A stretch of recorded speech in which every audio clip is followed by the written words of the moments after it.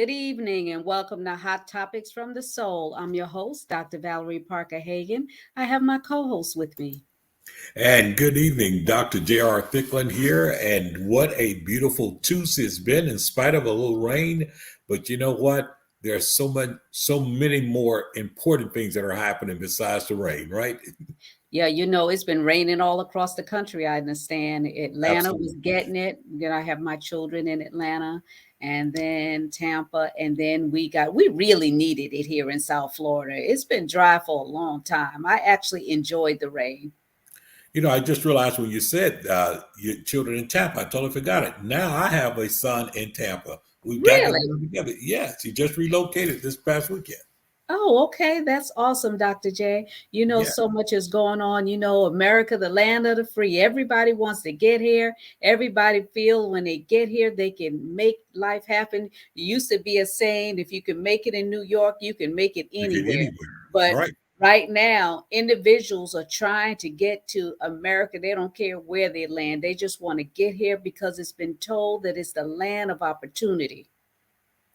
You, yeah, it is the land of opportunity, but if we're truthful with it, with opportunity and options also comes the possibility of a lot of other things with it.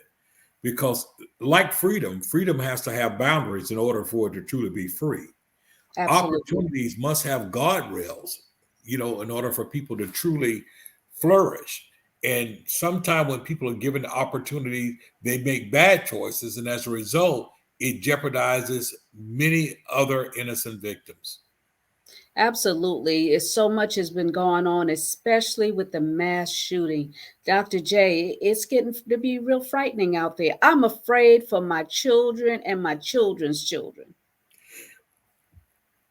Well, you're exactly right, because as we look at things now, when we go back to the 90s, when we had the beginning of what I said on record, these mass shootings like Columbine High School, and then from there, Pearl, Mississippi, and Paducah, Kentucky, and then the list just have grown so and so. And so we have seen mass shootings just increase. And now it has become too much of a common occurrence. And they're happening in places like we've gone from the schools to the grocery stores, from the grocery stores to the churches, from the churches to the movie theater. And we've seen it happen in places where Americans gather. Think about the places it's happening at. It's happening in places, number one, the schools where kids go to be educated, whether they're elementary school, unfortunately, or high school, or we're talking about colleges and university. Then secondarily, we talk about the shootings that have occurred in churches.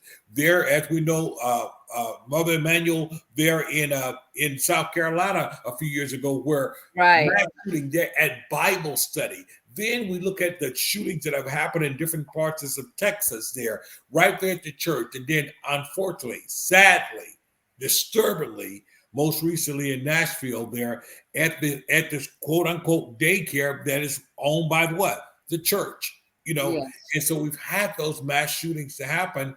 And then most recently at the ATM machine, at the bank there in Louisville, Kentucky. Where are we safe at? Movie theaters happening there in Colorado here a few years ago. And so Aurora. And we are having these things to happen. And the problem is, it's the fact that we hear more and more rhetoric after these things happen than a little bit from the left side of the aisle and the right side of the aisle. What we need to do. It makes no sense to me.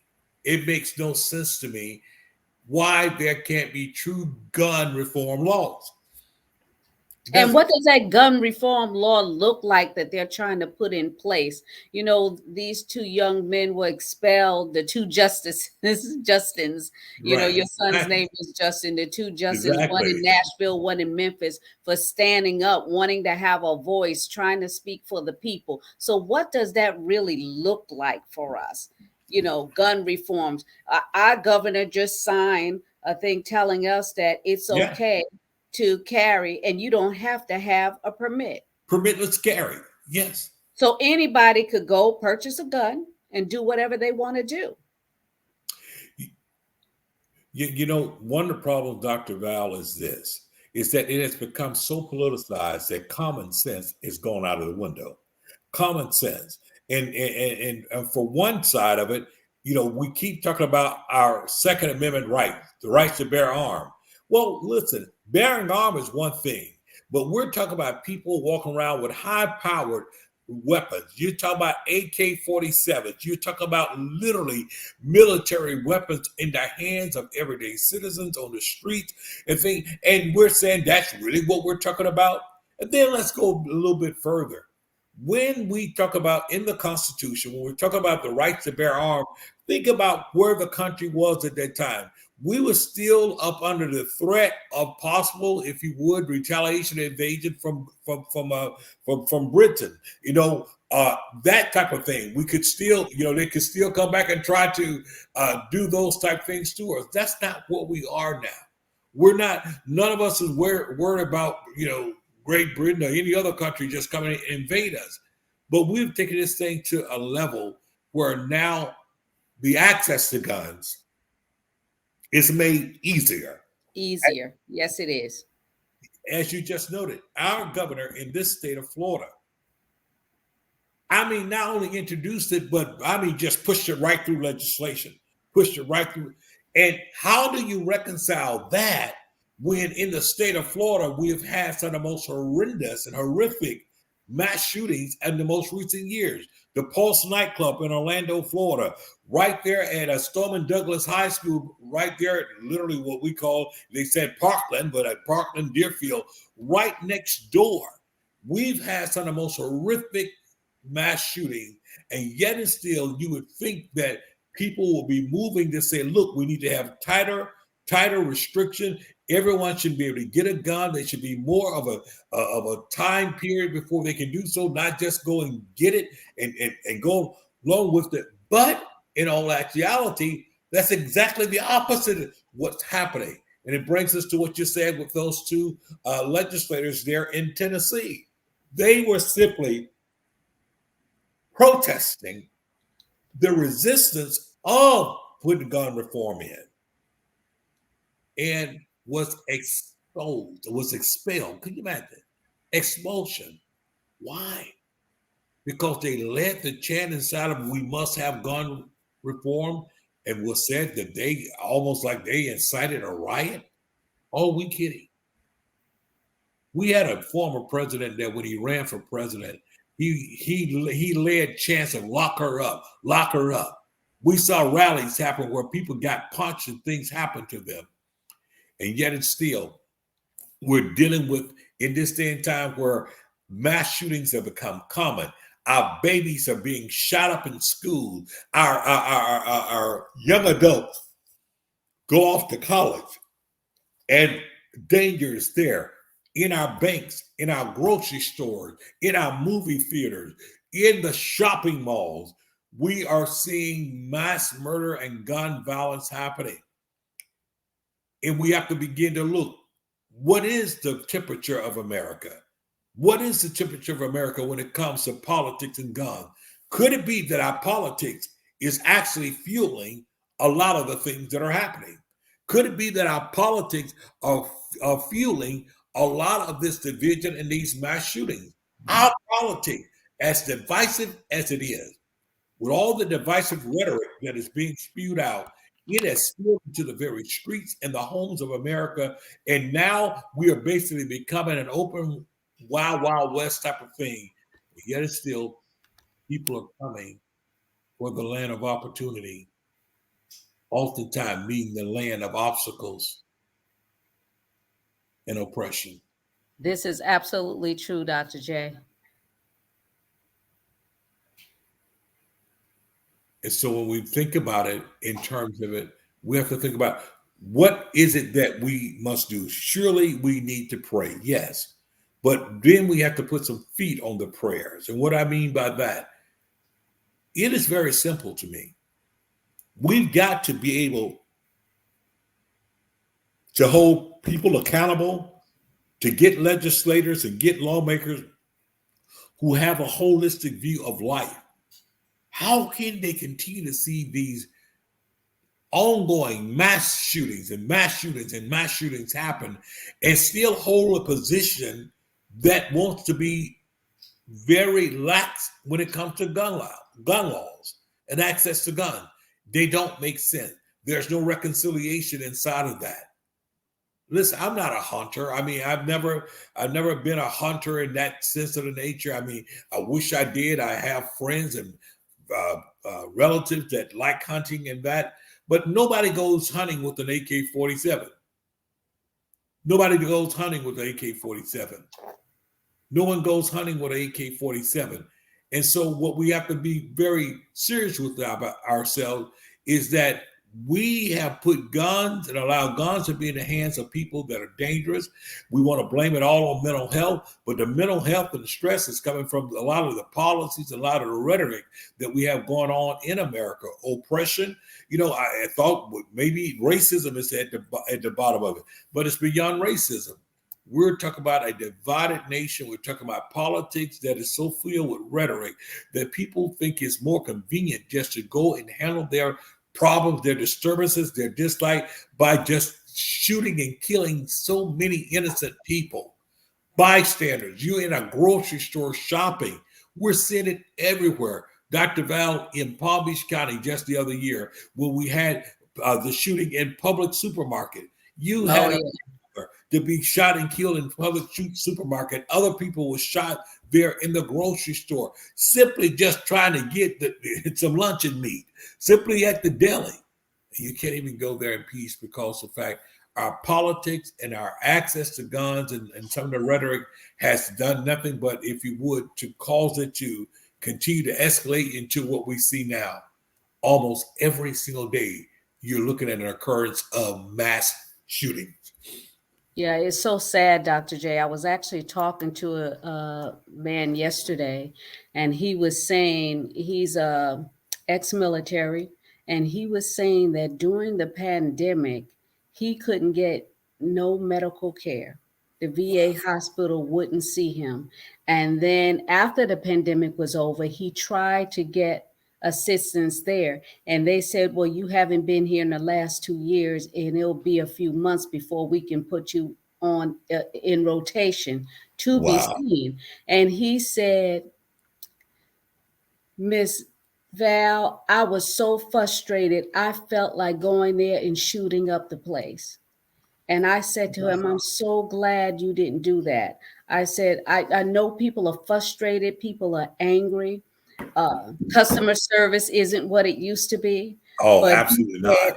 I felt like taking a gun and shooting up the place. And I said, I'm so glad that you didn't do that. I am so glad you didn't. I said, because not only would you have hurt that person or killed that person that you were angry with, but chances are you would have hurt innocent people, and you would have affected that person's whole family by you doing them some harm. He said, you know what? I thought about that, and that's why I didn't do it. But think about it, Dr. Val. Since when has this become just such an available option in our mind? Yeah, let's just do this this. Have become the preferred action, the preferred action to resolve something that we're angry with. It is because we see it happening. We see that that's what's happening. A person get fired or laid. I know people will get fired and get angry, and they get upset, and then they say, well, I'm going to handle it my way. And the way I'm going to handle this is I'm just going to remove this person from the equation. But that's not always the right way for it to, for this process to happen. Just like these two Justins, they were trying to prove a point and be heard for our sake, for the people's sake. Exactly. Who they represent. And they was expelled. And now keep in mind, Dr. J, there was also a female there that was there protesting with them. Exactly. And she said that the reason why, Ms. Johnson, she said the reason why she wasn't expelled, because she said she's an old white woman. Yes. Now, she said this on national television. She represents Knoxville. And she said this on national television, that was the why. And people want to flock to America because they figure, oh, this is the land of milk and honey, when we hear that our Americans are being afflicted and oppressed ourselves. It's exactly right. It is kind of like the smoke and mirror America. And when I say that, it's the fact that America boasts a lot of great things, but America also just kind of, if you would, broad stroke over a lot of horrible, horrific things that happen here. When you think about our country, as great as we want to say that it is, we have to also tell the truth. We have the highest rate of incarceration of any industrialized nation. We have more death and gun violence than any industrialized nation. We have a homeless situation. Whoa, don't talk about the homeless aspect of it. We can't get housing.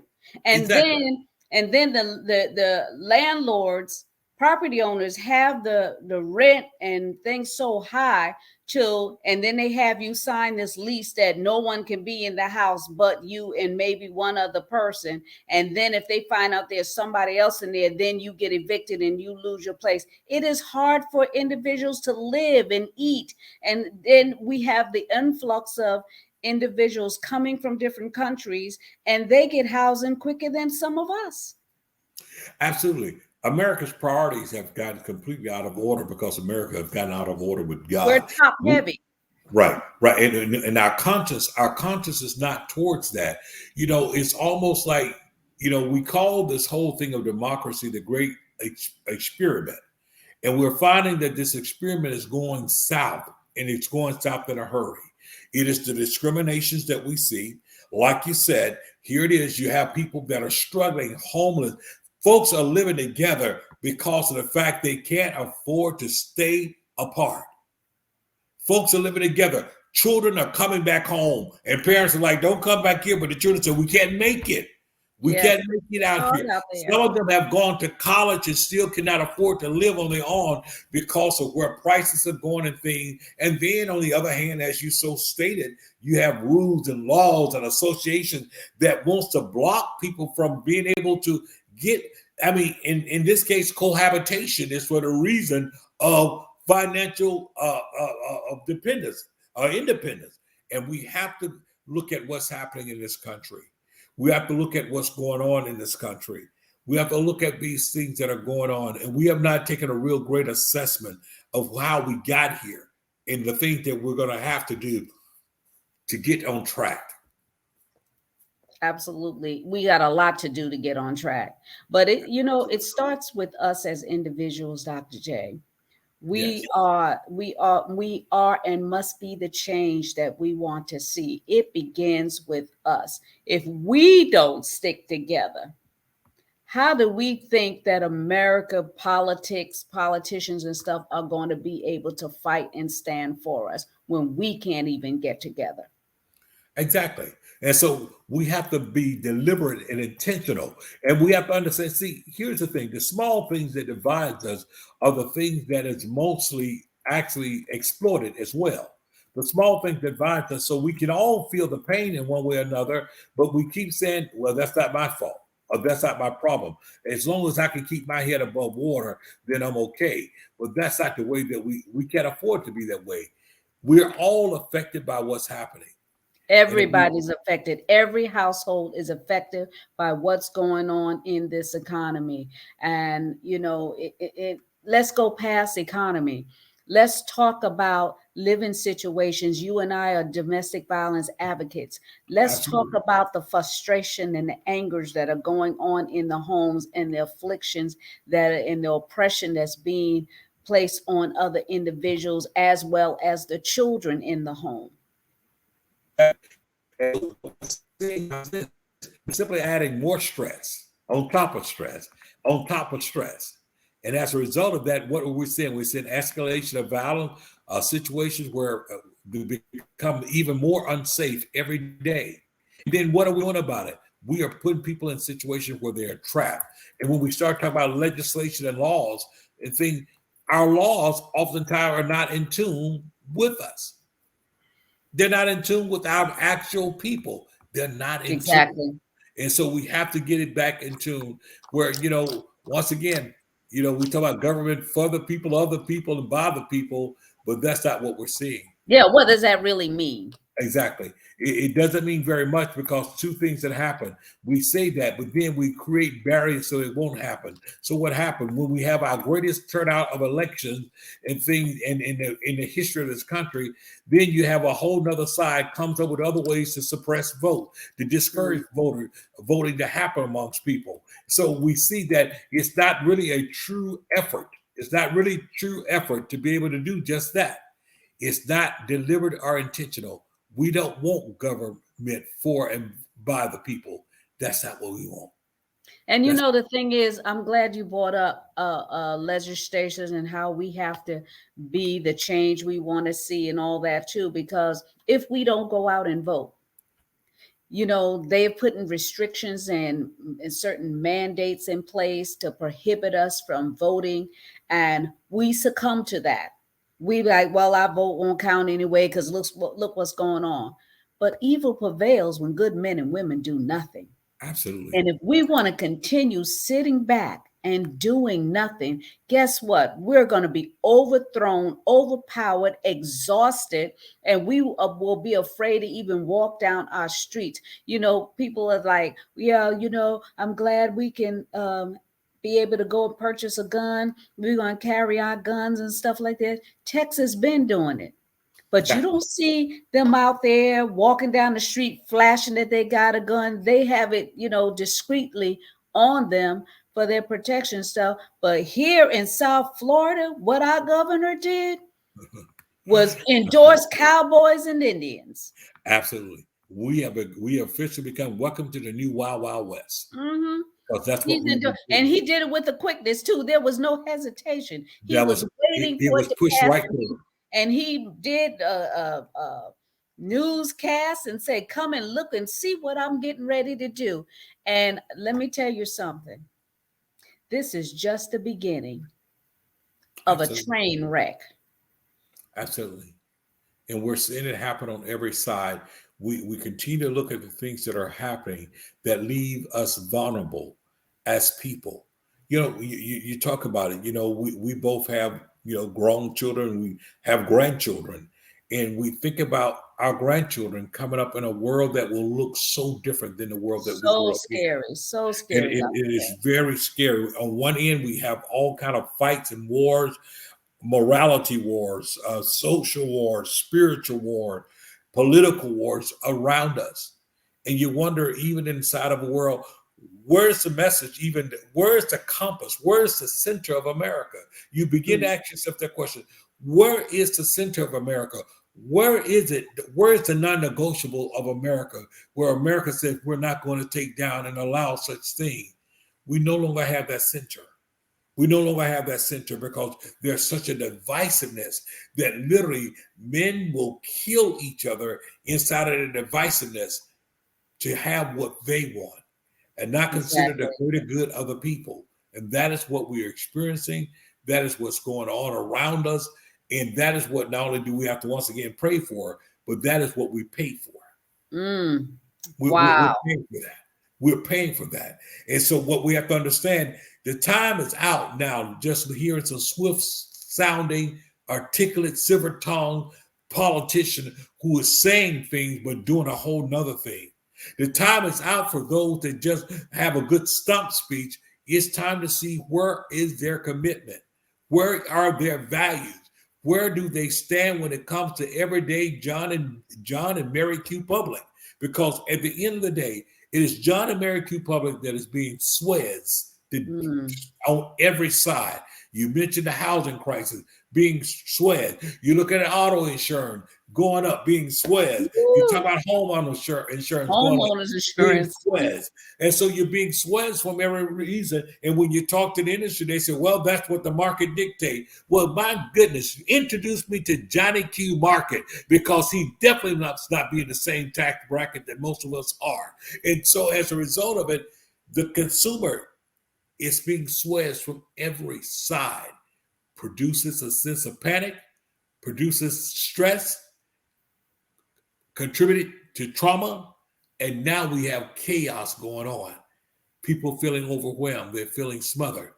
They're feeling like they're being overwhelmed, and we have a responsibility inside of it. And so when you talk about that individual who said they felt like going back and just shoot up the place, too many get to that brink. Too many get to the Exactly. brink of hurting others, if not hurting themselves. Mhm. He said to me, he said, I had to stop and think. He said, I read my Bible this morning, and he said, when I turned the pages, it gave me hope, it gave me life, and I didn't do it. But what about those individuals that don't know about going to a higher place? Yes. What about those individuals that don't have a center around them to remind them that you're human and you're getting ready to take another human life? What about those individuals that don't have that, that feel overwhelmed and don't have anyone to talk to? They're walking around depressed and fighting these internal battles. What do we do with those individuals that are like that? We have mental health hotlines that individuals can call and get some type of assistance. But Yeah. when your back is against the wall and you're calling, trying to get help and can't get it, let me tell you something. I have a credit card and I was trying to get across the customer service, and I kept getting automated after automated after Yes. automated after automated. Then I said, well, let me try online. I went online and I kept getting Chat. the chat. Right. Everybody's chatting now. And I'm like, I need to talk to a live person. And I was literally almost an hour trying to make contact, and I still didn't make contact with a live person. It is our society where we've gone today. People are being laid off, or people are being replaced by artificial intelligence and automation. And yet, it's still artificial intelligence and automation. They don't have compassion. They don't have experience. They don't have the ability to reason. They don't have the ability to negotiate. And they definitely don't have empathy. And so, as a result, we're dealing with a society that's the way we are. The society has been created that we are not touched, we don't feel. And the COVID-19 pandemic did nothing but compound that. The Mhm. whole thing about stay at home, it created it raised this whole level of social isolation to a whole nother place. And so as a result, there are a lot of people that are insensitive. They're insensitive. Might I tell you, there's a whole generation that is insensitive because they've seen nothing but violence and violence and violence, and it's normalized. I will share with you today twice in the classroom. Well, twice in the classroom and once at one of the afternoon clubs. As I was sharing a story, reflecting back on a story of a young girl who was a high schooler who was murdered by her boyfriend. She was pregnant. Her boyfriend murdered her, put her body up under the stairwell and covered it with boxes. Before I can get it out of my mouth and saying the boyfriend murdered her, I was amazed to see young people start laughing. And I had to stop Wow. and said, hold up. Can someone tell me what is funny about that statement? Can someone tell me what is funny about a young teenage girl being murdered by her boyfriend and she was pregnant? Please tell me what's funny about that. And I went around the room saying, please tell me, help me to understand.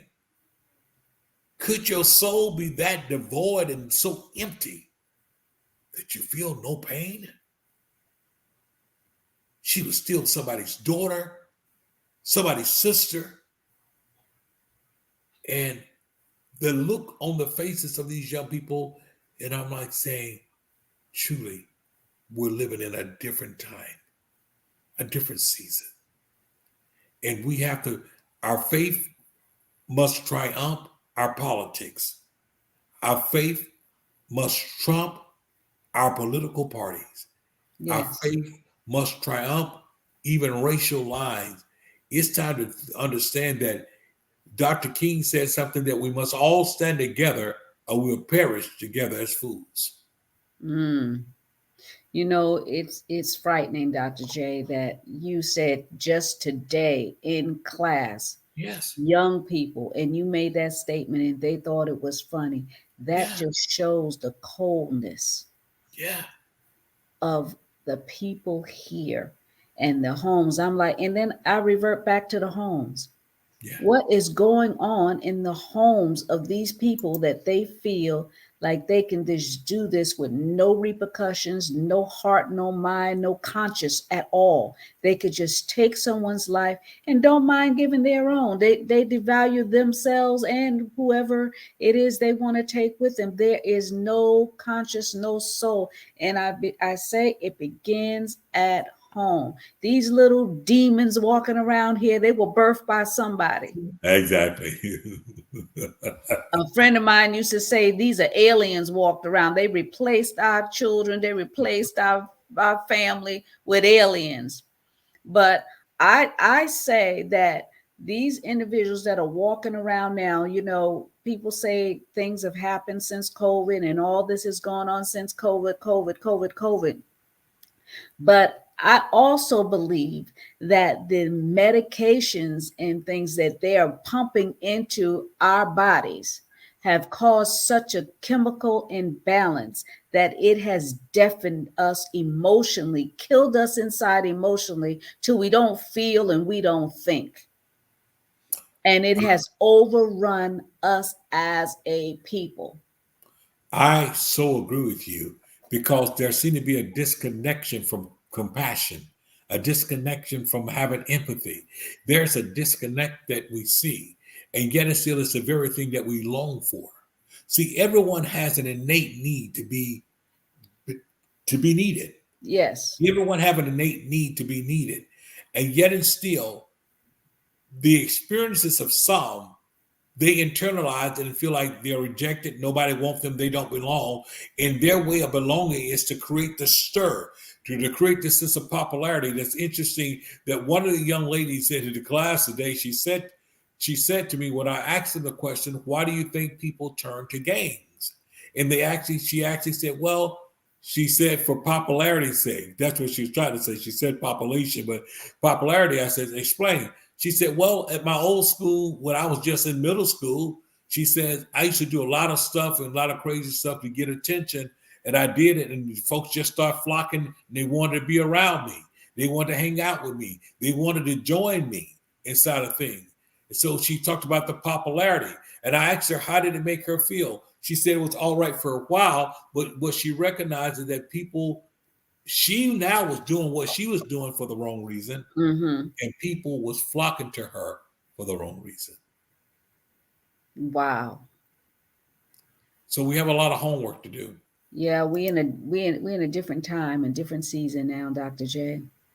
Absolutely. But one of the things I would And say, one of the things we need, not to cut you off, one of the things that needs to be done is the church needs to take back its power.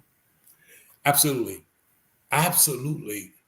I think what happens is this: when the church loses its own moral and spiritual compass, when we lose that and we become consumed with wanting to see the results of what we call being blessed, rather than sticking with the principle and the process of being blessed. So when we abandon the principle and the process, it produced what we have now. This is not the fruit that is mentioned of in scripture.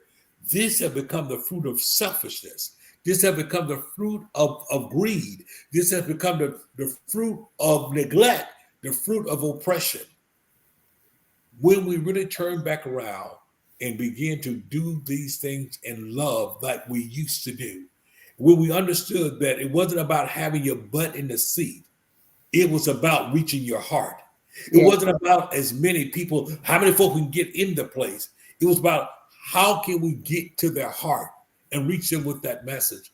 And I think that's where our culture, even in church, have changed. You think about it.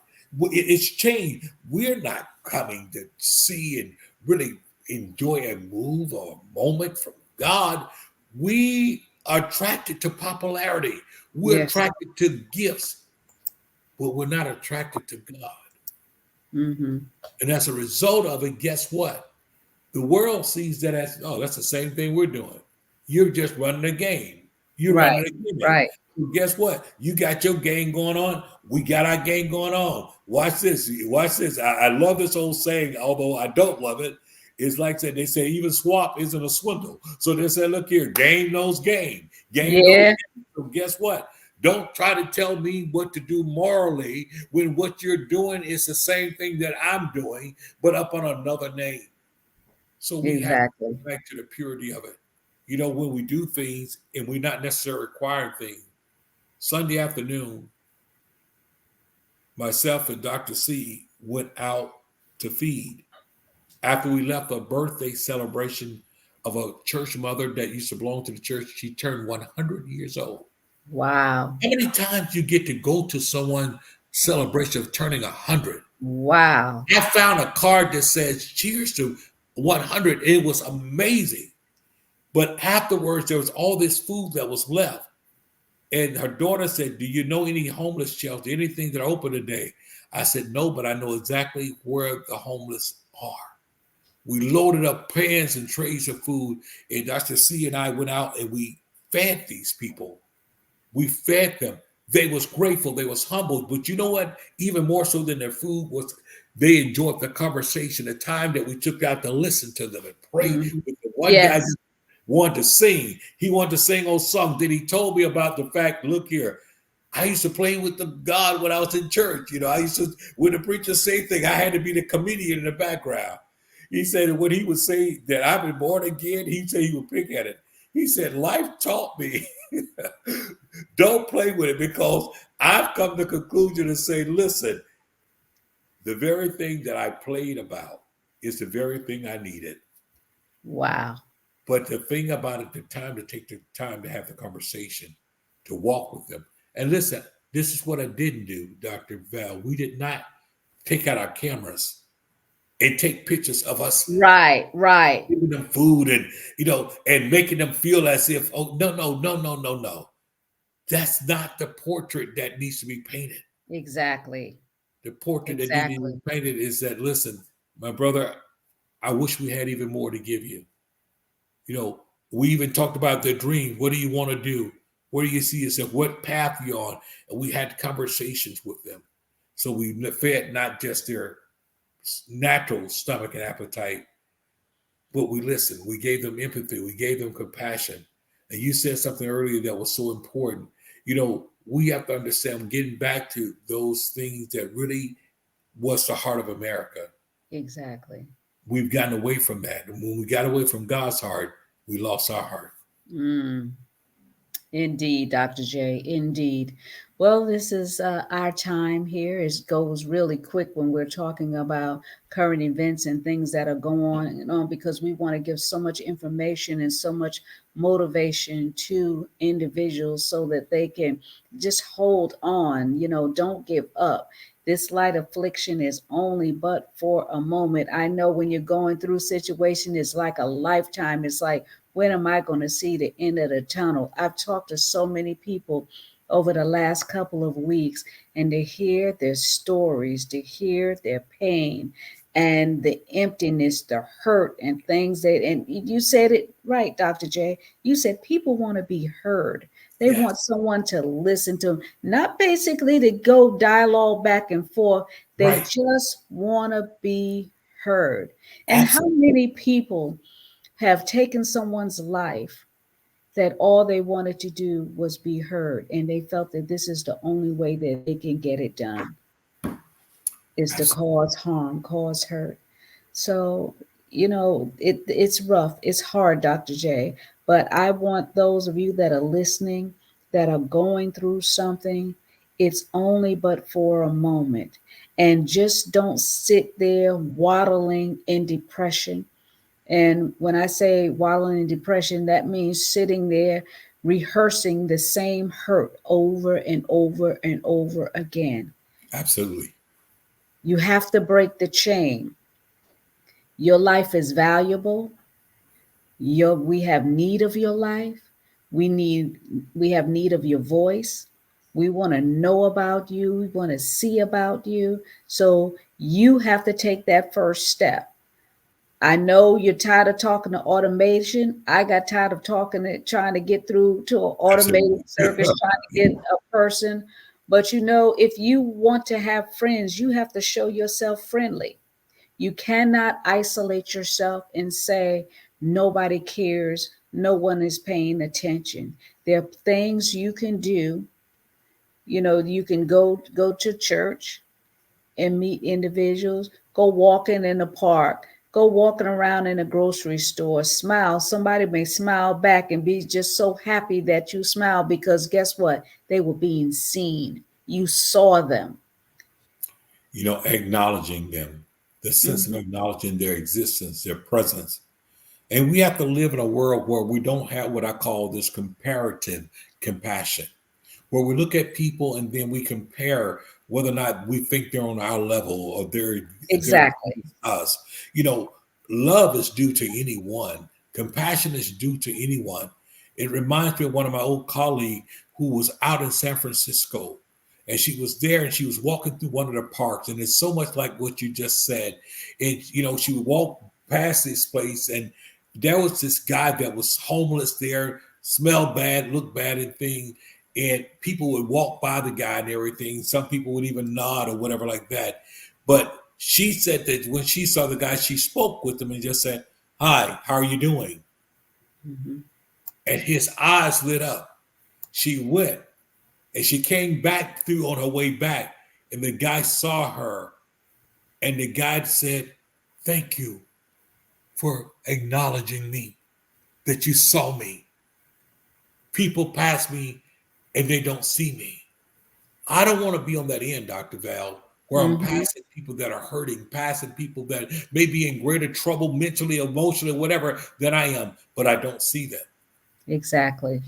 Or even worse yet, I see them and I take what I call the Levite in the priest route. I step on the other side because I don't want to concern myself with their Right.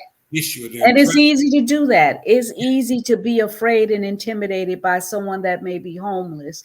But, by the grace of God, there goes I. Absolutely. Absolutely. And when you think about it, you know, any form of homelessness is a sense of displacement. I don't care if you say, well, home is in the car. And we're seeing that number grow in this country, in this state. People are working poor. They're living in their cars. They're camped outside in their cars in front of Walmarts and different places there, getting up, going where they can, going in bathrooms, taking a shower, what we call a bird bath, and then, going back to the daily routine because they cannot afford. And I like to just send a message to those that may be affluent. Thank God for you. Nobody's hating on your progress. No one's hating on your success. No one is hating on what you've earned. But I want you to take the moment to think about the fact. What does all that mean? What does all that mean if you don't have a bowel of compassion? It was Winston Churchill who said that we make a living by what we get, but we make a life by what we give. So when people choose to just make a living and not make a life, it reflects in what we see in the residual around us. Indeed, Dr. J. This is pretty heavy and thought provoking on many levels. Yeah. And hopefully, for many people that are listening, it begins somewhere. They say charity begins at home. We need to watch what's going on in our home, watch our communication, Yes. be concerned about our neighbors. Growing up, we just like where I live now, I know my neighbors. Right. They know me. We have to show ourselves friendly and watch each other's back. And that's how we build communities. Yes, there are people that are displaced. I was homeless. Yeah. Me and my 4 children were homeless for 3 months. So I know what it is to be homeless. But Yes. I didn't stop there. I worked and pulled myself out of there with me and my children. I didn't have any help. I didn't have anyone to come to my rescue. And I was a minister in a particular church, and Yeah. they did not come to my rescue. I Yeah. had to do it on my own. But you know what? I had a relationship with God. And see, that's one of the other things I want to say to individuals. Don't put your trust in man, because the word tells you clearly the arms of flesh will fail you. People Yeah, will fail you because our expectations are, I'm here. Why don't you help me? But at the end of the day, they're human just like we are. They have feelings, they have emotions, and they don't see because their eyes are blinded. absolutely. So we need to take ownership of our situation and how we got there and build from there. Because once we own where we've been, we can not worry about somebody's opinion affecting what our destiny is. Absolutely. So I had a vision, I had a larger vision where I saw myself coming out, but you can't stay. So many people are stuck because they're so buried under, Dr. J, and they Absolutely. don't know how to plow their way up. But I tell you one thing, every day that you get up and you wash your face and you brush your teeth, you say this is a brand new day because I'm in it. Absolutely. Absolutely. New day, new mercies, new opportunity, and an opportunity to set our mind in a new way. You know, it was one famous person who said the fact that so often times life knocks us down and we're knocked out and we're dazed. And when we do get up, we want to reset our goals. We reset our goals, and this is what we want to do. But we must go beyond just setting our goals. We must set our behaviors. Absolutely. Our behaviors must align itself with our goals. Because unless I set my behavior and change my behavior, my goals become a fleeting miss. We will miss it every time. But just like you, in your being knocked down in those 3 months of homelessness, it resetted your focus. It resetted your behavior. It resetted the way that you do things. Your sense of discipline was increased. Your keenness to recognize detail and understand I've got to go the next step away. You didn't get the luxury of saying, well, maybe I'll do it today. Well, maybe tomorrow. Let me get back to it on Friday. No, you understood that your behavior had to change. And I think that as a collective, as a whole, America needs a reset in our minds, a reset in our heart, and ultimately a reset in our behavior. And we will understand that that's only and only then will we be able to choose peace over war, love over hate, harmony over chaos. And Mhm. until that happens, we will see the things that happen. One quote by Jimi Hendrix, and I'll never forget, I heard this quote come through my youngest son some years ago. And out of nowhere, he quotes Jimi Hendrix. And this particular song, he's not known for quoting. And he goes, Dad, I believe in this. Jimi Hendrix. I said, Jimi Hendrix, the musician? You know, yeah. He He had a said, lot of good quotes. yeah. And so Jimi Hendrix says something that I live by today. He says, until the love, until the love of peace exceeds the love for money. He said, only when the love of peace exceeds the love of money, then the world will know peace. Mm. And the world will only know peace when our love for one another exceeds just love of just money.